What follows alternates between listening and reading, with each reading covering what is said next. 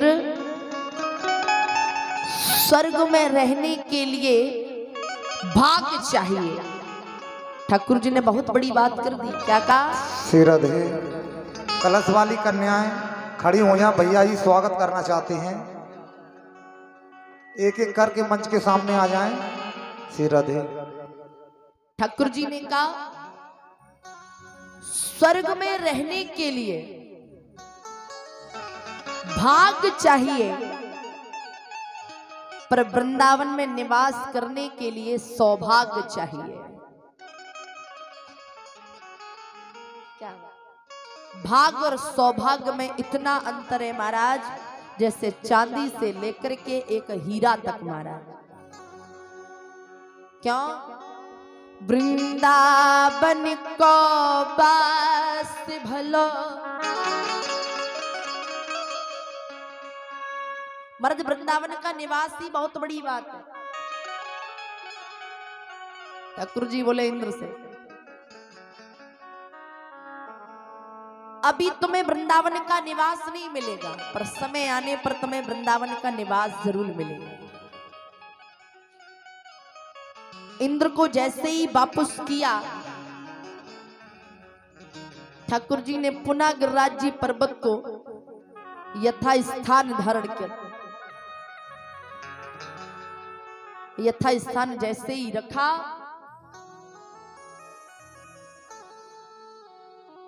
और इतना ही नहीं,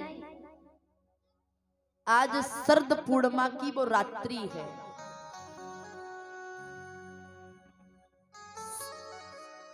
महाराज शरद पूर्णिमा की रात्रि में वृंदावन में एक वन आता है। वृंदावन तो स्वयं ही वन है, परंतु वृंदावन में एक वन और है, जिस वन का नाम है निधि वन। आज शरद पूर्णिमा की रात्रि में ठाकुर जी ने निधि वन में जाकर के जैसे ही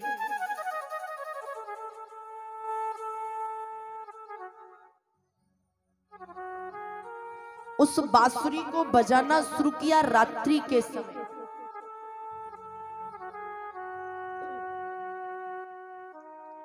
तो निवेदन करना चाह रही थी, आज जितनी माताओं ने भी सुना, जितनी भी सखियों ने सुना, वो सारी सखियां, वो सारी गोपिकाएं उस बंसी की धुन को सुनकर के दौड़ी चली आती। महाराज ललिता जी ने सुना तो ललिता जी दौड़ी, विशाखा जी ने सुना, विशाखा जी दौड़ी, जितनी मैया ने सुना सारी दौड़ पड़ी। अब तो महाराज आधी रात्रि के समय जिन सखियों के पतियों ने जाने से रोका कि अरे तुम इतनी रात गए नहीं जा सकती, उनको कमरे में बंद कर दिया, तो महाराज उन सखियों ने कहा कि तुम केवल हमारा शरीर रोक सकते हो, पर मन नहीं रोक सकते जाने से। हजारों की संख्या में सारी गोपिकाएं शरद पूर्णिमा की रात्रि में निधि वन में एकत्रित हो गए। अब जैसे ही एकत्रित हुई, ठाकुर जी बंसी बजाए जा रहे हैं पहले तो प्रेम से, और आज बंसी बजाते बजाते ठाकुर जी ने उस बंसी को बजाना बंद कर दिया। और जैसे ही बंसी को बजाना बंद किया,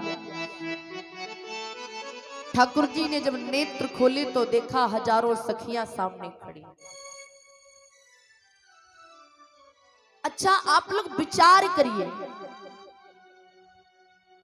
कि जिस व्यक्ति के लिए आप अपना घर, अपना परिवार, अपना मान सम्मान, ऐश्वर्य, सारी चीजें छोड़कर के आप जिस व्यक्ति के पास जाएं, केवल उस व्यक्ति के भरोसे आप अपने माँ बाप, अपना घर, अपना परिवार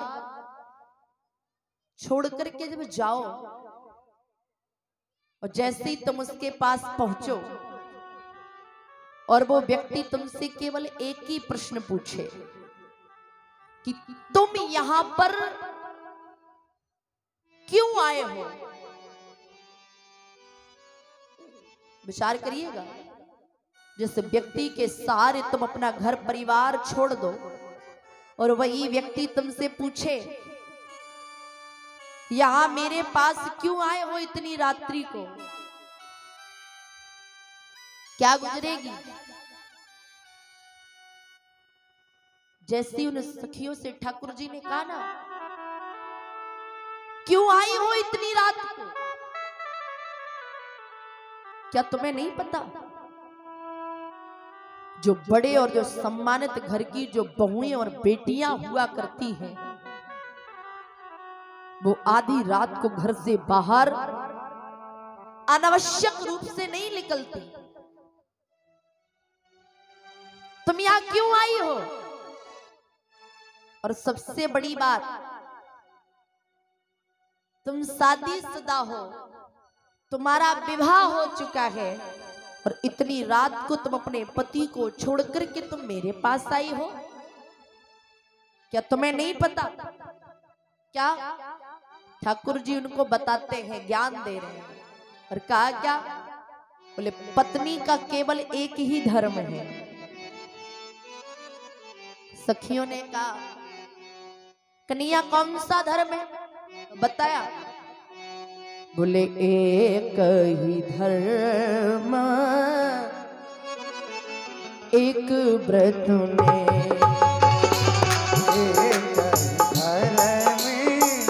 एक व्रत में, एक ही धर्म एक व्रत में माहू, एक ही धर्म एक व्रत में आए बचने मन पति पद प्रेमा, आए बचने मन पति पद प्रेमा।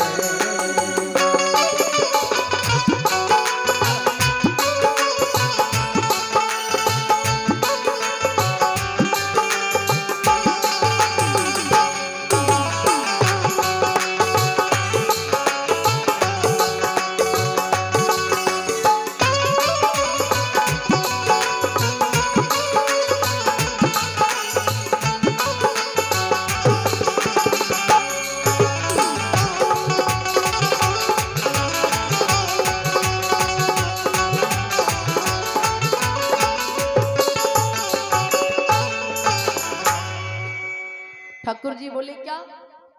एक ही धर्म एक व्रत में। ठाकुर जी बोले पत्नी का केवल एक ही धर्म है, और धर्म क्या है? अपने पति की तन मन धन से सेवा करे। ऐसा नहीं कि तुम आधी रात को यहां चली आई, गलत बात है, वापस जाओ।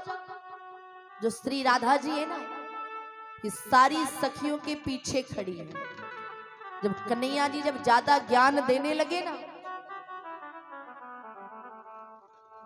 तो राधा जी आई और राधा जी ने कहा, ओ कन्हैया हमें मत बता ज्यादा ज्ञान, हमें पता है तू क्या है और तुझे पता है कि हम क्या है।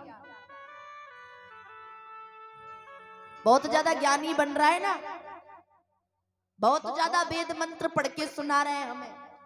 सुन, हम एक प्रश्न पूछते हैं कन्हैया, हमें